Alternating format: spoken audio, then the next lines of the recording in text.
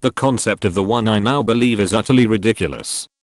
Yep. Almost 8 billion people on this planet, and only any asterisk of them is compatible with me? I think not. There's thousands if not millions of people out there who are potentially compatible with you, who you could build a spectacularly loving relationship with.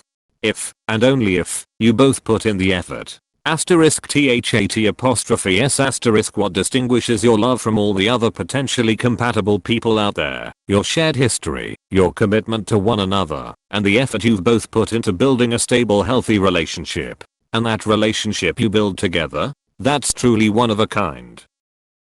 That you should never ever have to change for anyone in some respects is true. Like you shouldn't change your personality, likes and dislikes to suit the other person. But sometimes you're the one who needs to work through in order to be a better partner.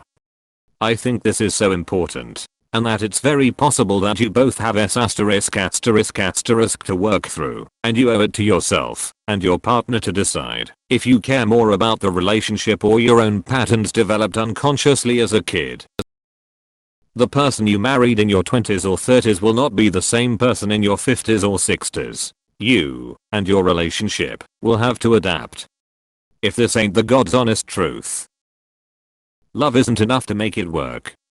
Loving someone is the bare minimum, but it's not enough to bridge fundamental differences in life goals, temperaments or willingness to work for the relationship. I love many people who I could never be life partners with. That people are better off if they are in one. Exactly. Your value isn't determined by your relationship status. That there is someone for everybody. Some people really thrive being single. I really feel this. Now, if only the world could be priced for one, instead of for two, home buying, food packaging, utilities and bills, etc. Having sex before bed. I was used to thinking that it was somewhat mandatory, or it would mean there were unsolved conflicts, abuse of ex. It took time for me to understand that just talking and falling asleep in someone's arms could be as intimate and as good. I'm glad you had this realization. Some of the best nights I've had with partners were spent cuddling and laughing. That since they're in a relationship, then it must be healthy. Nope. The amount of abuse that happens in relationships is astounding. Some of it is overt, some of it is very hard to spot.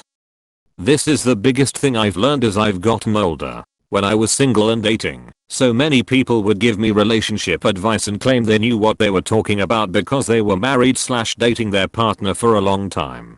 But now that I'm in a truly healthy long-term relationship, I've realized that so much relationship advice is really just the advice giver desperately trying to convince themselves that the choices they made are the right ones, and in the process of doing that they are often encouraging toxic relationship behaviors. Long-term equals good relationship, especially in your teens/early 20s. I always felt insecure about my relationships lasting only a couple of months, and I could not make it work. But then I realized a LTR can be just a lack of breaking up, not couple goals. So it was a sign of decisiveness that I never let something mediocre drag on forever, not that I could not hold on for dear life. That intimacy and sex are synonyms. Now I know that, for me, taking the risk of being vulnerable to a partner in order to connect, and they allowing themselves to be vulnerable back, is intimacy. It's scary. Not all intimacy is physical/sexual though. That love is not just a feeling. Feelings are temporary. Learning how to love, both yourself and other people, is one of the most overlooked and underestimated things in the world. It's a skill. I love the lyric love. Love is a verb, love is a doing word for this exact reason. The feeling of love is kinda self-indulgent. It feels good to the person experiencing it, but actually performing acts of love towards someone, or yourself, is what's oftentimes missing. You have to want to meet the other person's needs, even if they aren't in your love language necessarily. That it gets easier as you get older. That relationships are easy. They are not. They do require work, a lot of discipline, commitment, and transparency. The only problem is when it starts feeling like a chore or it wears you out. Every woman who's ever said to me my relationship is so easy We never fight, and I just don't understand why people say relationships are work was lying through her teeth to me. The truth always came out eventually, usually during the epic messy breakup/divorce.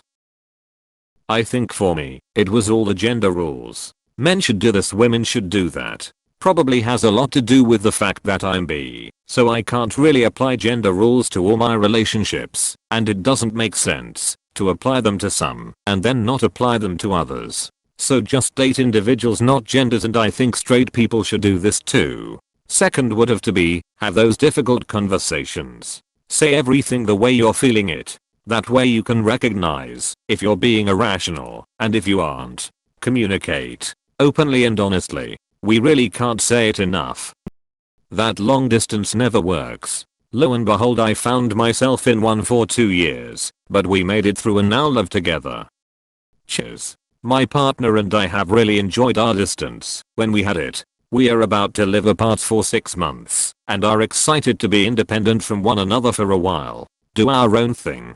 Have some space. I'm going to miss him, but there's so much trust and foundation in our relationship, it's not stressful to be apart.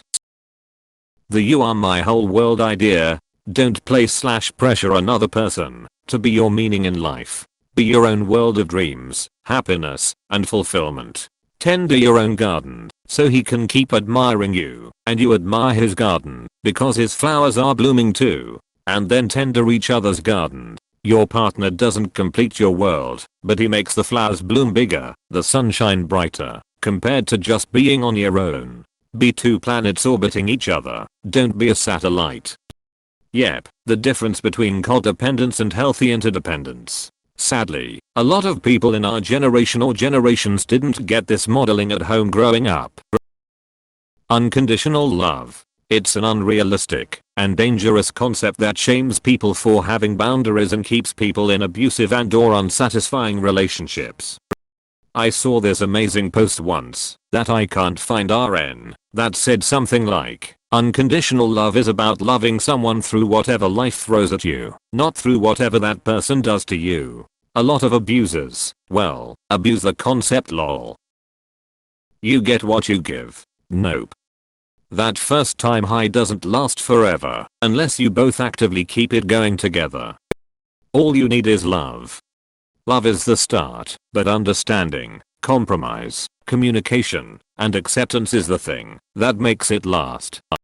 All you need is love, but of different kinds and for everyone. Romantic one, compassionate one, the one you have for puppies, the one you have for kids. Every kind of love, and with time you realize that romantic love is never the best of all these. Used to believe finding someone is something to hope for. Now I hope to stay as happily free and single as I'm forever, and legit can't think of a scenario where being with someone, whether casually or FWB or monogamous or official, would make my life happier or better.